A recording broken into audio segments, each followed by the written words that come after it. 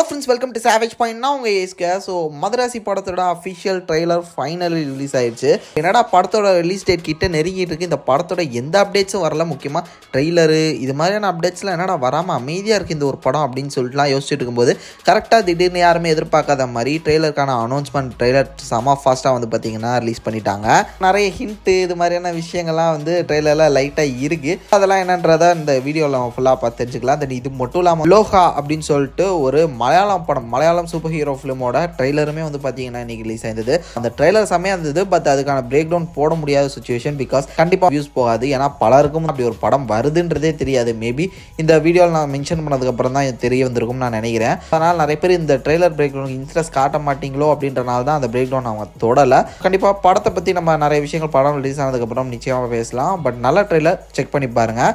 சரி ஃப்ரெண்ட்ஸ், வாங்க நம்ம வீடியோக்குள்ளே போகலாம்.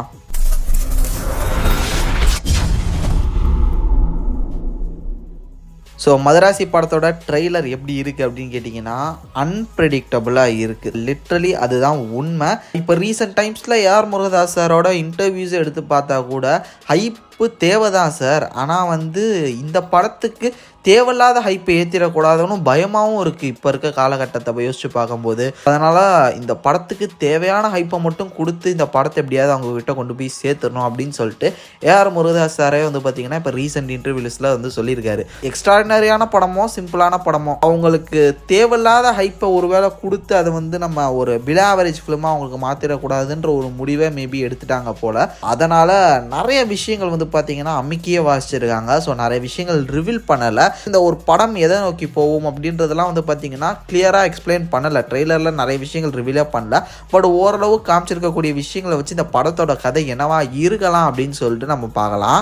அந்த விதத்தில் இனிஷியலாக கிளிம்ஸ் வரும்போதே வந்து பார்த்தீங்கன்னா நான் ஒரு விஷயம் சொல்லியிருந்தேன். ஸோ லிட்ரலி எஸ்கே சாரோட ஆட்டிடியூட் இதெல்லாம் வந்து பார்க்கறதுக்கு கொஞ்சம் ஆக்வர்டாகவும் வியர்டாகவும் இருக்குது. ஸோ மேபி இதில் அவருக்கு ஏதாவது ஒரு டிசார்டர் இருக்கலாம் அப்படின்ற மாதிரி நான் சொல்லியிருந்தேன். அதுக்கேற்ற மாதிரி இந்த ட்ரெய்லரோடலேயே வந்து பார்த்தீங்கன்னா ஒரு டைலாக்ஸ் மூலமாகவே சொல்கிறாங்க, இவருக்கு வந்து இந்த மாதிரி உன்னால் முடியாது, இல்லைனா அவர் ஏதாவது ஒரு விஷயத்தில் முடிவு பண்ணி இதை நான் பண்ணணும் அப்படின்னு சொல்லி இறங்கிட்டேன்னா அது வந்து எந்த எக்ஸ்ட்ரீமுக்கு வேணால் போய் அதை பண்ணி முடிக்கக்கூடிய ஒரு ஆள் அப்படின்ற மாதிரி வந்து பார்த்திங்கன்னா மென்ஷன் பண்ணியிருக்காங்க.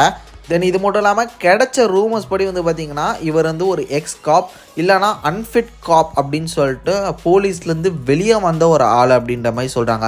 லைக் அன்ஃபிட் ஆர் எக்ஸ் அந்த ஒரு விஷயத்துக்குள்ளே அடங்கின ஒரு போலீஸ் ஆஃபீஸராக இவர் மேபி இருப்பார், ஒரு கவர்மெண்ட் அஃபிஷியலாக இருப்பார். தென் அதுக்கப்புறம் போலீஸ் வேலை இல்லைன்றதுக்கப்புறம் வேறு வேலை பார்த்துட்டு ஃபேமிலியை வந்து பார்த்துக்கிட்டு அப்படியே சுற்றி இருக்கக்கூடிய ஒரு காமன் பர்சனாக வந்து பார்த்திங்கன்னா எஸ்கே சார் இருப்பார் அப்படின்ற மாதிரி சொல்லியிருந்தாங்க. அதுக்கேற்ற மாதிரி தான் இருக்கார். தென் இது மட்டும் இல்லாமல் ட்ரெய்லரோட இனிஷியல் ஷாட்ஸ்லேயே வந்து பார்த்தீங்கன்னா ரிவோல்ட் கார் கம்பெனியோட டிஷர்ட் போட்டுட்டு ஒரு ஹார்பர் சைடு வந்து பார்த்தீங்கன்னா நடந்து போகிற மாதிரி காமிச்சிருப்பாங்க.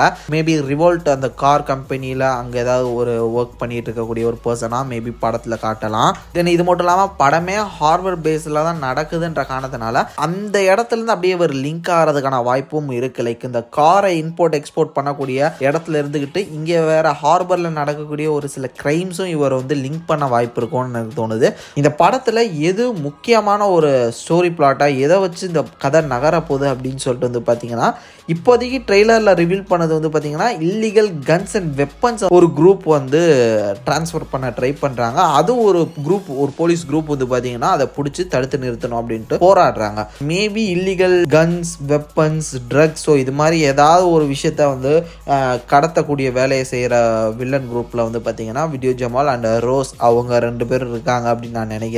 அதை தடுத்து நிறுத்துறதுக்காக வந்து பார்த்தீங்கன்னா பிஜு மேனன் இது மட்டும் இல்லாமல் விக்ராந்த் அவங்க ஒரு போலீஸ் குரூப்பாக இருக்காங்க. இங்கே இவர் நம்ம எஸ்கே வந்து பார்த்தீங்கன்னா ஆல்ரெடி ஒரு எக்ஸ் காப்பாக இருக்கான்ற காரணத்தினால அவரை இவங்களோட அந்த ஒரு ப்ராஜெக்டுக்கு வந்து யூஸ் பண்ணிக்கிறாங்க அப்படின்னு தான் நான் நினைக்கிறேன். இதுக்கு இடையில ஒரு குரூப் ஹீரோயின் அண்ட் ஹீரோவோட ஃபேமிலியை மேபி கடத்தி வச்சிருக்கலாம்னு நினைக்கிறேன். ஏன்னா அந்த ஒரு சில கேஆஸ் ஈவெண்ட்ஸும் ட்ரெய்லரில் நம்மளால் பார்க்க முடிஞ்சது. பாம் பிளாஸ்ட் அப்போ ஹீரோயின் வந்து விண்டோஸ்லேருந்து பார்க்குற மாதிரி. தென் இது மட்டும் இல்லாமல் ஒரு டனலில் அவங்க ஃபேமிலி வந்து பார்த்திங்கன்னா கன்னோட கடத்தி கூட்டு போகிற மாதிரியான ஷார்ட்ஸ் ஷார்ட்ஸ்லாம் வந்து பார்த்தீங்கன்னா ட்ரெய்லர்லாம் நம்மளால பார்க்க முடிஞ்சது. இவங்களை கடத்தி வச்சுட்டு ஒருவேளை பிஜுமெனான் அண்ட் விக்ராந்த் ஸோ இவங்க ஃபேமிலியை கடத்தி வச்சுட்டு வில்லனை பிடிச்சிட்டு வா அப்படின்னு சொல்லிட்டாங்களா, இல்லை வில்லன் பிடிச்சி வச்சுக்கிட்டு எனக்கு இந்த மாதிரி போலீஸ்கிட்ட எல்லா சரக்கையும் மாட்டி விட்டல அது எல்லாத்தையும் எனக்கு திருப்பி கூட்டு வா அப்படின்னு சொல்லிட்டு வில்லன் எஸ்கேவை மிரட்டுறாரா, பிளாக்மெயில் பண்ணுறாரா அப்படின்றது கிளியராக தெரியல. ஏன்னா ஒரு ஷாட்லேயே ரோசா நடிச்சிருப்பார் ஆக்டர். ஸோ அவர் வந்து பார்த்தீங்கன்னா எஸ்கேட் இந்த மாதிரி அவளை கண்டுத்தனமாக வெட்டிடுவேன் அப்படின்னு சொல்லிட்டு மிரட்டுவார். முடிஞ்சா தொடுறா அப்படின்ற மாதிரி கூட எஸ்கே சொல்லியிருப்பாரு. மேபி வில்லன் குரூப் தான் கடத்திருப்பாங்கன்னு நான் நினைக்கிறேன். தென் இது மட்டும் இல்லாமல் விஜய் ஜமால் அவரோட நெக்கு கிட்ட வந்து பார்த்தீங்கன்னா ஒரு பர்டிகுலர் ஷாட்டில் வந்து காயம் இருக்கும். அதில் வந்து பார்த்தீங்கன்னா ஸ்டிச்சஸ் போட்டு பிளாஸ்டிக் ஓட்டின மாதிரி காமிச்சிருப்பாங்க. ஹாஸ்பிட்டல் ட்ரெஸ்ஸில் வேற இருப்பார். மேபி ஏதாவது ஒரு ஷூட் அவுட்டில் அவர் வந்து மாட்டிருக்கலாம் அப்படின்னு நான் நினைக்கிறேன். ஆல்ரெடி ட்ரெய்லர்லேயே ஒரு ஷாட்டில் எஸ்கேவே வந்து பார்த்தீங்கன்னா ஒரு ஷூட் அவுட்டில் மாட்டியிருப்பார். அவர் மேலே வந்து கன் ஷாட்ஸ் படுற மாதிரி அவர் கீழே உருகிற மாதிரி ஒரு ஷாட் ஒன்று காமிச்சிருப்பாங்க. அதே மாதிரி விஜய் ஜமாலுக்கும் வந்து பார்த்தீங்கன்னா கரெக்டாக ஷோல்டர் கிட்ட வந்து கன் ஷாட்ஸ் இருக்குன்னு நினைக்கிறேன். அவர் கூட ஹாஸ்பிட்டல் ட்ரெஸ்ஸில் தான் இருக்காரு. அங்கேருந்து தப்பிக்கிறாருன்னு நான் நினைக்கிறேன். ஆல்ரெடி போலீஸ் கிட்ட மாட்டிட்டாரு ஷூட் அவுட் ஆகி. அங்கேருந்து மறுபடியும் தப்பிக்கிறான்னு நினைக்கிறேன். அங்கே நிறைய தண்ணியெல்லாம் இருக்குது. நிறைய போலீஸ்லாம் அடிச்சுட்டு அப்படியே தண்ணியை பிரிச்சுட்டு வராருல, அது அந்த ஹாஸ்பிட்டல் ட்ரெஸ்ஸில் தான் இருக்காரு. அவங்கள அடிச்சுட்டு தான் தப்பிச்சு வராரு போல.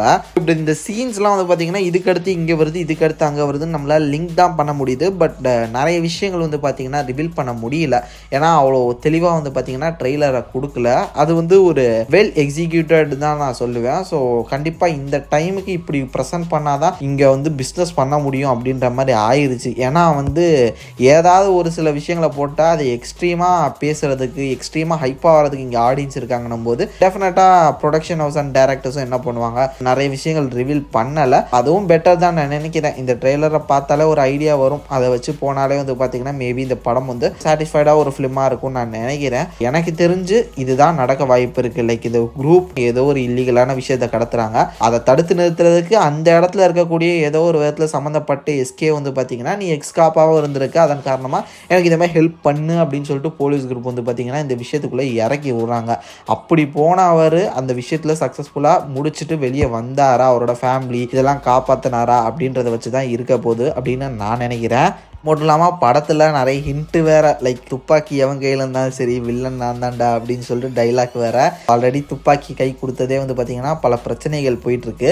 கரெக்டாக துப்பாக்கி கையில் கொடுத்த நாள்லேயே இந்த படம் ரிலீஸ் ஆகுது அப்படின்றது வந்து பார்த்திங்கன்னா இன்னும் பெரிய விஷயமா பார்க்கப்படுது. எப்படி வந்து இது வந்து அமைய போகுது அப்படின்னு தெரில. ஆஃப்டர் அமரனுக்கு அப்புறம் எஸ்கேவோட பாக்ஸ் ஆஃபீஸ் என்ன மாதிரி, அவர் உண்மையிலேயே அந்தளவு ஸ்டார்டமுக்கு வந்துட்டாரா அப்படின்றத நிரூபிக்கிற ஒரு படமாக இது இருக்க போகுது. ஏன்னா அமரன் வந்து ஒரு பயோகிராஃபி, அது வந்து உண்மையிலேயே ஒரு பவர்ஃபுல்லான பெயின்ஃபுல்லான ஒரு ஸ்டோரி.